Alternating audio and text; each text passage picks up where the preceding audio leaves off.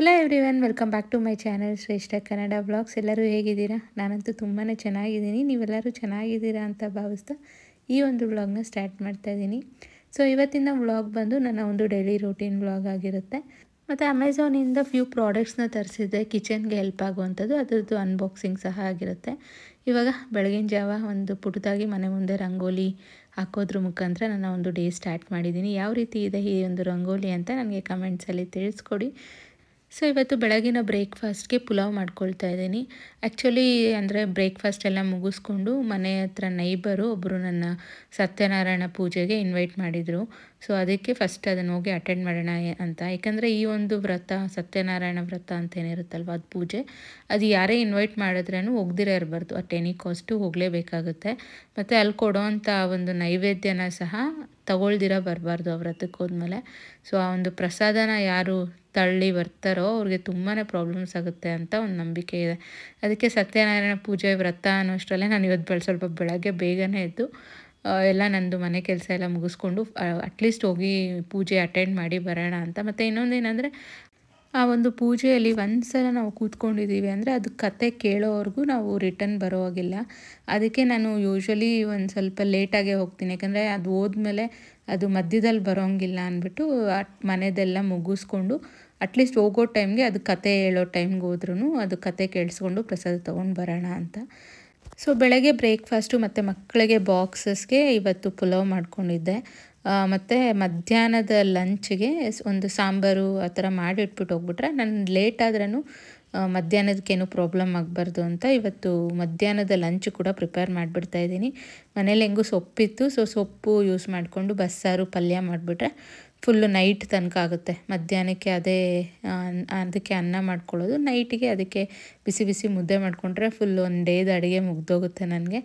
So ಯಾವುದಾದ್ರೂ ಹಬ್ಬ ಆಗಲಿ, ಇಲ್ಲಾಂದರೆ ಯಾರ ಮನೇಲಾದರೂ ಪೂಜೆಗೆಲ್ಲ ಇನ್ವೈಟ್ ಮಾಡಿದಾಗ ಆಟೋಮೆಟಿಕ್ಕಾಗಿ ನನಗೆ ಗೊತ್ತಿಲ್ಲದಿರೋ ಸ್ವಲ್ಪ ಬೆಳಗ್ಗೆ ಬೇಗ ಎದ್ಬಿಡ್ತೀನಿ ಹಬ್ಬಗಳ ದಿನ ಎಲ್ಲ. ಯಾಕಂದರೆ ಅದು ಮೈಂಡಲ್ಲಿ ಅದು ಓಡ್ತಾ ಇರುತ್ತೆ ಅನಿಸುತ್ತೆ, ಅಂದರೆ ಹೋಗಲೇಬೇಕು ಅನ್ನೋ ಥರ. ಸೊ ಅದು ನನಗೆ ಗೊತ್ತಿಲ್ಲದೆ ಸ್ವಲ್ಪ ಬೇಗ ಎದ್ದನ್ನ ಇವತ್ತು ಅದಕ್ಕೆ ನಮ್ಮ ಹಸ್ಬೆಂಡ್ ರೇಗಿಸ್ತಾಯಿದ್ರು, ಏನಮ್ಮ ನಿಮ್ಮಮ್ಮ ಇವತ್ತು ಯಾವುದೋ ಹಬ್ಬ ಥರ ಬೇಗ ಎದ್ದು ಎಲ್ಲ ರೆಡಿ ಆಗಿಬಿಟ್ಟಿದ್ದಾರೆ ಬೆಳಗಿನ ಜಾವನೇ ಅಂತ.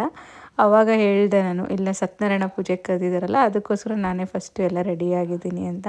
ಯೂಶ್ವಲಿ ಬೇರೆ ದಿನಗಳನ್ನ ಮಕ್ಕಳನ್ನೆಲ್ಲ ರೆಡಿ ಮಾಡಿ ಕಳಿಸಿದ್ಮೇಲೆ ಆಮೇಲೆ ನಾನು ಸ್ನಾನ ಪೂಜೆ ಇದೆಲ್ಲ ಇರುತ್ತೆ. ಹಬ್ಬದ ದಿನ ಅಷ್ಟೇ ನಾನು ಫಸ್ಟ್ ಸ್ನಾನ ಮಾಡಿಕೊಂಡು ಪೂಜೆ ಎಲ್ಲ ಮುಗಿಸಿ ಆಮೇಲೆ ಕಿಚನ್ಗೆ ಹೋಗಿ ಅಡುಗೆ ಮಾಡ್ತೀನಿ. ಸೊ ಇವತ್ತು ಆ ಪೂಜೆ ಅಟೆಂಡ್ ಮಾಡೋದ್ರಿಂದ ಫಸ್ಟು ನಾನು ಫ್ರೆಶ್ ಅಪ್ ಆಗಿ ಆಮೇಲೆ ಮಕ್ಕಳು ನಾನು ಅಡುಗೆ ಮಾಡೋವಾಗ ಹೋಗಿ ಅವ್ರು ಫ್ರೆಶ್ ಅಪ್ ಆದರು. ಸೊ ಇವತ್ತು ಸ್ವಲ್ಪ ಸೌತೆಕಾಯಿ ಎಲ್ಲ ಇತ್ತಲ್ವ, ಅದನ್ನೇ ಸ್ನ್ಯಾಕ್ಸ್ಗೆ ಬೇಕು ಅಂದರು ಮಕ್ಕಳು. ಯೂಶ್ವಲಿ ಯಾವಾಗೂ ಫ್ರೂಟ್ಸೇ ಆಗ್ತಾಯಿದ್ದೆ. ಅದಕ್ಕೆ ಅವ್ರು ಇಟ್ಕೊಂಡಿಲ್ಲ, ಇವತ್ತು ಪುಲಾವ್ ಇರೋದ್ರಿಂದ ಸೌತೆಕಾಯಿ ಜೊತೆಗೆ ಚೆನ್ನಾಗಿರುತ್ತೆ ಕಾಂಬಿನೇಷನ್, ಸೌತೆಕಾಯಿ ಮತ್ತು ಮೊಸರು ಹಾಕ್ಕೊಡಮ್ಮ ಅಂತ.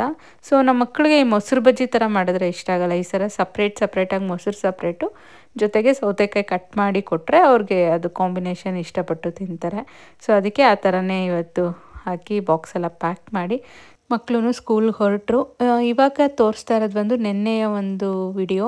ಇದು ಬಂದು ನೆನ್ನೆ ಒಂದು ಪ್ರಾಡಕ್ಟ್ ಡೆಲಿವರಿ ಬಂತು, ಇಂಡಸ್ ವ್ಯಾಲಿ ಅವರ ಒಂದು ಕಡಾಯಿ. ಸೊ ನಾನು ಆಲ್ರೆಡಿ ತುಂಬ ಪ್ರಾಡಕ್ಟ್ಸ್ ಯೂಸ್ ಮಾಡ್ತಾಯಿದ್ದೀನಿ ಇಂಡಸ್ ವ್ಯಾಲಿ ಅವ್ರದ್ದು. ಅಂದರೆ ಆಲ್ಮೋಸ್ಟ್ ನನ್ನ ಹತ್ರ ಇದ್ದಿದ್ದು ಅಲ್ಯೂಮಿನಿಯಂ ಪ್ರಾಡಕ್ಟ್ಸ್ನೆಲ್ಲ ರೀಪ್ಲೇಸ್ ಮಾಡಿ ಇವಾಗ ಇಂಡಸ್ ವ್ಯಾಲಿ ಅವರ ಸ್ಟೇನ್ಲೆಸ್ ಸ್ಟೀಲ್ ಪ್ರಾಡಕ್ಟ್ಸ್ಗೆ ಕನ್ವರ್ಟ್ ಆಗ್ತಾಯಿದ್ದೀನಿ. ಸೊ ನನಗೆ ತುಂಬ ದಿನದಿಂದ ಈ ಥರದೊಂದು ಪುಟಾಣಿದೊಂದು ಸ್ಟೇನ್ಲೆಸ್ ಸ್ಟೀಲ್, ಅಂದರೆ ತ್ರೀ ಲೇಯರ್ಸ್ ಇರೋದು ತುಂಬ ಗಟ್ಟಿ ಇರೋವಂಥ ಒಂದು ಕಡಾಯಿ ಬೇಕಿತ್ತು.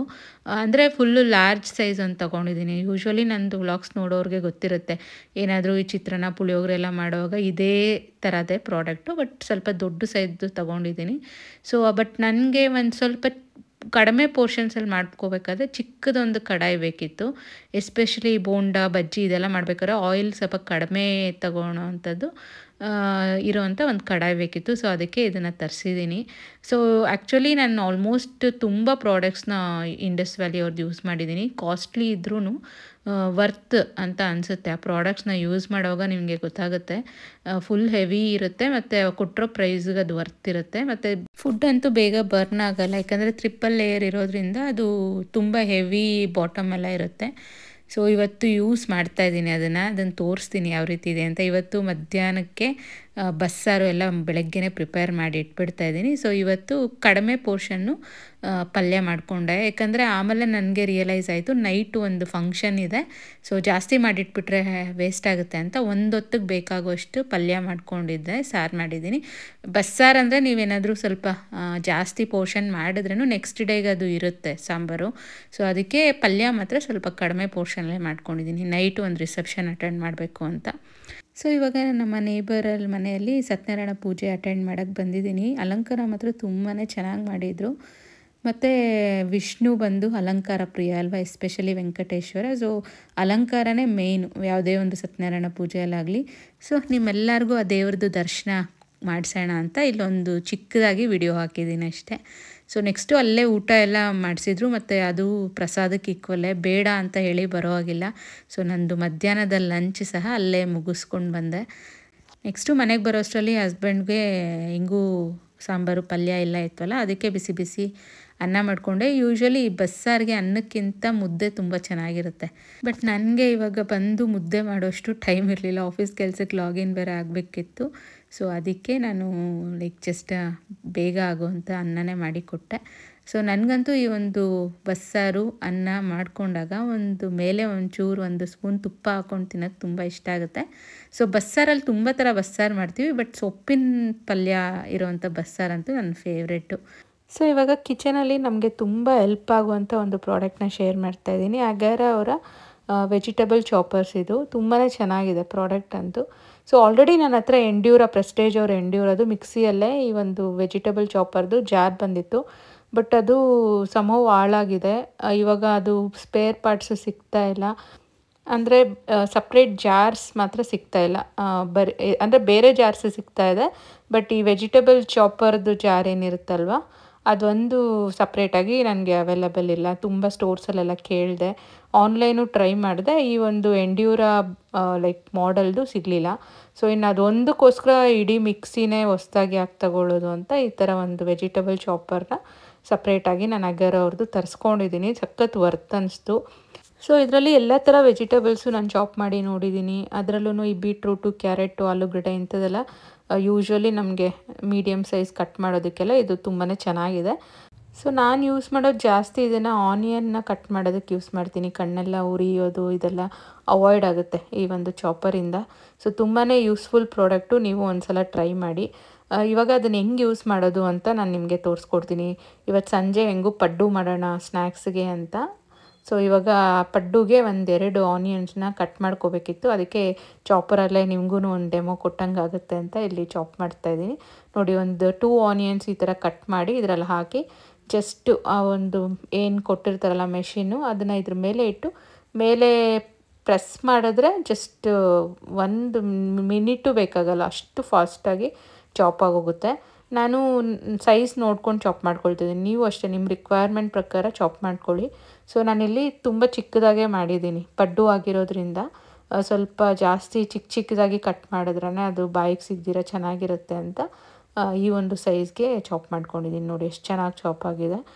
ಸೊ ಕ್ವಿಕ್ಕಾಗಿ ತರಕಾರಿ ಎಲ್ಲ ಕಟ್ ಮಾಡ್ಕೊಳ್ಳೋದಕ್ಕೆ ಇದೊಂದು ಒಳ್ಳೆ ಆಪ್ಷನು, ಎಸ್ಪೆಷಲಿ ಪಲ್ಯಗಳು ಇದೆಲ್ಲ ಮಾಡುವಾಗ ತುಂಬ ಹೆಲ್ಪ್ ಆಗುತ್ತೆ. ಸೊ ನಾನು ಈ ಬೀಟ್ರೂಟು, ಆಲೂಗಡ್ಡೆ, ಕ್ಯಾರೆಟು ಇದೆಲ್ಲ ಪಲ್ಯಗಳು ಮಾಡಬೇಕಾದ್ರೆ ವಿತಿನ್ 1 or 2 ಮಿನಿಟ್ಸ್ಗೆ ಎಲ್ಲ ಫುಲ್ ಚಾಪ ಮಾಡಿಬಿಡುತ್ತೆ. ಸೊ ಎಲ್ಲರ ಮನೆಯಲ್ಲೂ ಕಿಚನಲ್ಲಿ ಇರಬೇಕಾಗಿರುವಂಥ ಒಂದು ಪ್ರಾಡಕ್ಟ್ ಅಂತಲೇ ನಾನು ಹೇಳ್ತೀನಿ. ಅಷ್ಟು ವರ್ತಿದೆ. ಮತ್ತು ತುಂಬ ಜನ ಅವಾಯ್ಡ್ ಮಾಡೋದೇ ಪಲ್ಯಗಳೆಲ್ಲ ಮಾಡೋದಕ್ಕೆ ಜಾಸ್ತಿ ಕ್ವಾಂಟಿಟಿ, ಅದು ಕೂತ್ಕೊಂಡು ಕಟ್ಟೆಲ್ಲ ಮಾಡೋದಕ್ಕೆ ತುಂಬ ಕಷ್ಟ ತರಕಾರಿಗಳನ್ನ ಚಾಪ್ ಮಾಡೋದು ಅಂತ. ಬಟ್ ಈ ಒಂದು ಪ್ರಾಡಕ್ಟ್ನ ತೊಗೊಂಡ್ರೆ ನೀವು ಕ್ವಿಕ್ಕಾಗಿ ಚಾಪ್ ಮಾಡಿಬಿಡ್ಬೋದು. ಸೊ ಇವಾಗ ಸ್ನ್ಯಾಕ್ಸ್ಗೆ, ಸಂಜೆ ಸ್ನ್ಯಾಕ್ಸ್ಗೆ ಪಡ್ಡು ಮತ್ತು ಸ್ವಲ್ಪ ಕಡಲೆಬೀಜ ಚಟ್ನಿ ಮಾಡ್ಕೊಳ್ತಾ ಇದ್ದೀನಿ. ಸೊ ಮಗಳು ಇನ್ನೂ ಲೇಟ್ ಬರೋದು, ಮಗ 3 ಗಂಟೆಗೆ ಬಂದುಬಿಡ್ತಾನೆ, ಬಟ್ ಮಗಳು ಬರೋಷ್ಟರಲ್ಲಿ 4:15 ಆಗುತ್ತೆ. ಸೊ ಇಬ್ಬರಿಗೂ ಸ್ನ್ಯಾಕ್ಸ್ ಆಗುತ್ತೆ ಅಂತ ಇವಾಗ ಪಡ್ಡು ಮತ್ತು ಕಡಲೆಬೀಜ ಚಟ್ನಿ ಮಾಡಿಕೊಟ್ಟಿದ್ದೀನಿ. ಮಗನೂ ಸ್ಕೂಲಿಂದ ಬಂದಿರ್ತಾನಲ್ಲ, ಏನಾನ ಸ್ನ್ಯಾಕ್ಸ್ ಕೊಟ್ಟರೆ ಇಷ್ಟಪಟ್ಟು ತಿಂತಾನೆ. ಯೂಶ್ವಲಿ ಆಮ್ಲೆಟ್ ಅಂಥದ್ದೇನಾದರೂ ಹಾಕ್ಕೊಡ್ತೀನಿ, ಫಾಸ್ಟಾಗಿ ಆಗೋವಂಥದ್ದು. ಇವತ್ತು ದೋಸೆ ಹಿಟ್ಟಿತ್ತು ಅಂತ ಪಡ್ಡು ಮಾಡಿಕೊಟ್ಟೆ. ನೆಕ್ಸ್ಟು ಮಗಳಿಗೆ ಸ್ವಲ್ಪ ಪ್ರಾಕ್ಟೀಸ್ ಮಾಡಿಸ್ತಾ ಇದ್ದೀನಿ ಅಭಿನಯ ಗೀತೆಗೆ. ಲಾಸ್ಟ್ ಟೈಮ್ ತುತ್ತೂರಿ ಸಾಂಗಿಗೆ ಫುಲ್ಲು ಪ್ರಾಕ್ಟೀಸ್ ಮಾಡ್ಕೊಂಡು ಹೋಗಿದ್ದಾಳೆ, ಬಟ್ ಅಕಾಡೆಮಿಕ್ ಬುಕ್ಸಲ್ಲಿ ಏನಿರುತ್ತಲ್ವ ಪೊಯಮ್ಸು ಅದನ್ನು ಪಾರ್ಟಿಸಿಪೇಷನ್ ಮಾಡಬಾರ್ದು ಅಂತ ಹೇಳಿದ್ರಂತೆ. ಸೊ ಅದನ್ನು ಮತ್ತೆ ಇವಾಗ ಬೇರೆ ಸಾಂಗನ್ನ ಸೆಲೆಕ್ಟ್ ಮಾಡಬೇಕು. ಸೊ ಇದು 3rd ಸಾಂಗ್ ಅಂತಲೇ ಹೇಳಬೇಕು. 2 ಸಾಂಗ್ಸ್ ರಿಜೆಕ್ಟ್ ಆಗಿದೆ. ಒಂದು ಅಕಾಡೆಮಿಕ್ ಬುಕ್ಸಲ್ಲಿದೆ ಅಂತ ತುತ್ತೂರಿ ಸಾಂಗು. ಅದಾದಮೇಲೆ ಇನ್ನೊಂದು ಪ್ರಾಕ್ಟೀಸ್ ಮಾಡ್ಕೊಂಡು ಹೋದ್ಲು. ಅದು ಆಲ್ರೆಡಿ 4-5 ಮೆಂಬರ್ಸ್ ಪ್ರಾಕ್ಟೀಸ್ ಮಾಡಿದ್ದಾರೆ ಅಂತ. ಫೈನಲಿ ಎಲ್ಲರಿಗೂ ಗೊತ್ತಿರೋವಂಥ ಸಾಂಗು, ನನ್ನ ಒಂದು ಫೇವ್ರೇಟ್ ಸಾಂಗು. ನಾವು ಚಿಕ್ಕ ವಯಸ್ಸಿಂದನೂ ಈ ಸಾಂಗ್ ಫೇಮಸ್ಸು, ಅದಕ್ಕೆ ಇದನ್ನು ಪ್ರಾಕ್ಟೀಸ್ ಮಾಡಿ ಕಳಿಸ್ದೆ. ಸೊ ಎಷ್ಟು ಜನಕ್ಕೆ ಈ ಸಾಂಗ್ ಇಷ್ಟ ನನಗೆ ಕಮೆಂಟ್ಸಲ್ಲಿ ತಿಳಿಸ್ಕೊಡಿ. ಸ್ಕೂಲ್ಗೆಲ್ಲ ಫೇಮಸ್ಸು, ಆಟಕ್ಕೆ ಬಾ ಅಂತಾರೆ, ಆಟದ ಸಾಮಾನು ಕೊಡ್ತಾರೆ, ಆಟಕ್ಕೆ ಬಾ ಅಂತಾರೆ, ಆಟದ ಸಾಮಾನು ಕೊಡ್ತಾರಂಗೆ ಆಟದ ಜೊತೆ ಪಾಠನೂ ಕಲಿಸ್ತಾರೆ, ಗೊತ್ತಿಲ್ದಂಗೆ ಆಟದ ಜೊತೆ ಪಾಠನೂ ಕಲಿಸ್ತಾರೆ. ಭಾಳ ಒಳ್ಳೆ ನಮ್ಮ ಮಿಸ್ಸು, ಏನು ಹೇಳಿದ್ರು ಎಸ್ಸು, ನಗುತ್ತಾ ನಗುತ್ತಾ ಮಾತಾಡಿಸ್ತಾರೆ. ಸ್ಕೂಲಿಗೆಲ್ಲ ಫೇಮಸ್ಸು, ಸ್ಕೂಲಿಗೆಲ್ಲ ಫೇಮಸ್. ಕರಡಿ ಕತೆ ಹೇಳಿ ಸಿಕ್ಕಾಪಟ್ಟೆ ನಗಿಸ್ತಾರೆ, ಕೋತಿ ಕರಡಿ ಕತೆ ಹೇಳಿ ಸಿಕ್ಕಾಪಟ್ಟೆ ನಗಿಸ್ತಾರೆ. ನಮ್ಮ ಸ್ಕೂಲ್ ಅಂತ ಸ್ಕೂಲ್ ಇಲ್ಲ, ನಮ್ಮ ಮಿಸ್ ಅಂತ ಮಿಸ್ ಇಲ್ಲ, ನಮ್ಮ ಸ್ಕೂಲ್ ಅಂತ ಸ್ಕೂಲ್ ಇಲ್ಲ, ನಮ್ಮ ಮಿಸ್ ಅಂತ ಮಿಸ್ ಇಲ್ಲ. ಅಮ್ಮನಾಗೆ ಅವರನ್ನು ಬಿಟ್ಟೋಗಕ್ಕೆ ಮನಸ್ಸಿಲ್ಲ. ಸೊ ಇದು ಇನ್ನೂ first day of the practice. So ಇನ್ನೂ ಮರ್ತೋಗ್ತಾ ಇದ್ದಾಳೆ, ಇನ್ನೂ ಪರ್ಫೆಕ್ಟಾಗಿ ಪ್ರಾಕ್ಟೀಸ್ ಮಾಡಿಸ್ಬೇಕು. ಸೊ ಯಾವ ರೀತಿ ಇತ್ತು ಒಂದು ಹಾಡು ಅಂತ ನನಗೆ ಕಮೆಂಟ್ಸಲ್ಲಿ ತಿಳಿಸಿ. ನೆಕ್ಸ್ಟು ಇವಾಗೆಲ್ಲ ರೆಡಿಯಾಗಿ ನೈಟ್ ಒಂದು ಮದುವೆ ಫಂಕ್ಷನ್ ಮುಗಿಸ್ಕೊಂಡು ರಿಟರ್ನ್ ಬಂದ್ವಿ. ಸೊ ನೋಡಿದ್ರಲ್ಲ ಯಾವ ರೀತಿ ಇತ್ತು ನನ್ನ ಒಂದು ದಿನ ಅಂತ. ನಿಮ್ಮೆಲ್ಲರಿಗೂ ಈ ಒಂದು ವ್ಲಾಗ್ ಇಷ್ಟ ಆಗಿದೆ ಅಂತ ಭಾವಿಸ್ತಾ ಇದ್ದೀನಿ. ಕೊನೆ ತನಕ ನೋಡ್ತಾ ಇರೋ ಪ್ರತಿಯೊಬ್ಬರಿಗೂ ಥ್ಯಾಂಕ್ ಯು ಹೇಳ್ತಾ, ಯಾರೆಲ್ಲ ಇನ್ನೂ ನನ್ನ ಚಾನಲ್ಗೆ ಸಬ್ಸ್ಕ್ರೈಬ್ ಮಾಡ್ಕೊಳ್ತೀರಾ ನೋಡ್ತಾ ಇದ್ದೀರಾ, ಇಲ್ಲ ನೀವೇನಾದರೂ ಫಸ್ಟ್ ಟೈಮ್ ವ್ಯೂವರ್ಸ್ ಆದರೆ ದಯವಿಟ್ಟು ಸಬ್ಸ್ಕ್ರೈಬ್ ಮಾಡ್ಕೊಂಡು ನೋಡಿ ಅಂತ ಹೇಳ್ತಾ ಈ ವ್ಲಾಗ್ನ ಇಲ್ಲಿಗೆ ಮುಗಿಸ್ತಾ ಇದ್ದೀನಿ. ಮತ್ತೆ ಸಿಗೋಣ.